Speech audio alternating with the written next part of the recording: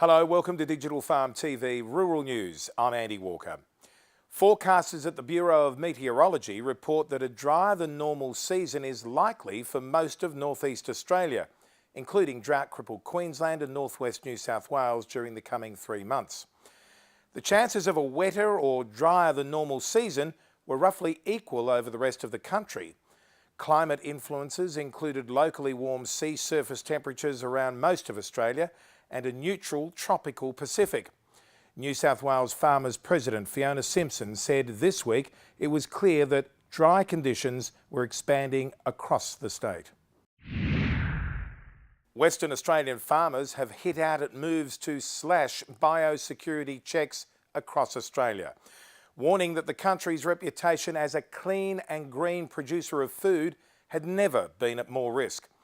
The Federal Department of Agriculture is cutting 220 jobs and has stated that biosecurity staff were at the front of the firing line. The proposed cuts come a month after a major Commonwealth study showed an outbreak of foot and mouth disease will cost Australia $50 billion over a decade. Western Australian Farmers President Dale Park said the foot and mouth study had highlighted the cost of vigilance was far lower than the potential cost of lost markets.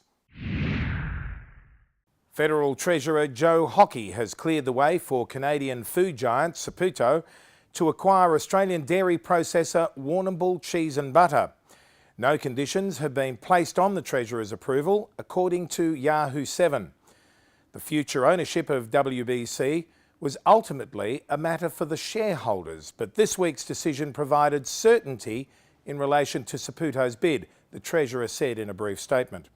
Warrnambool Cheese and Butter is the takeover target of 3 separate bidders: Saputo, Bega Cheese and Murray Goulburn Cooperative. Rural Services Company Elders expects to report a loss of more than $500 million for its recently concluded fiscal year, according to AAP. The company is due to release its full year's results on November 18, but has warned it expects to post a net loss in the order of $510 million for the year to September 30. It was now clear that there would be a number of impairments, particularly to intangibles and the derecognition of tax assets and other non-recurring items, Elders said in a statement this week. Even before those one-off financial items, Elders had expected to post a loss of $303 million.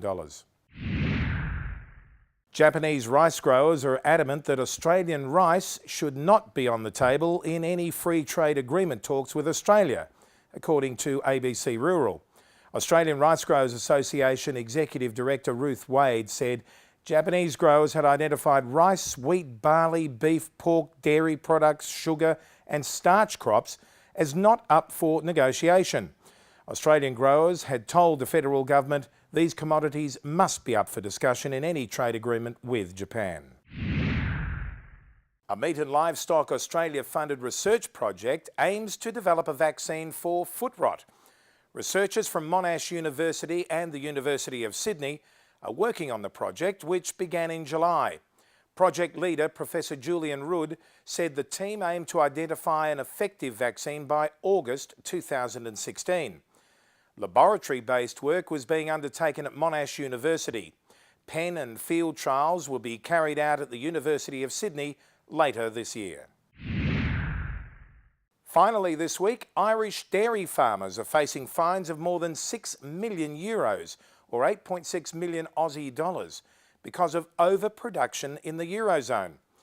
To the end of September, production was about 4 million litres over quota for this year, according to Irish Department of Agriculture figures.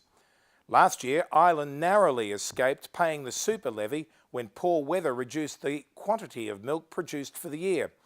In 2011, production was 1.05% over quota and cost farmers a €16.5 million or $23 million fine.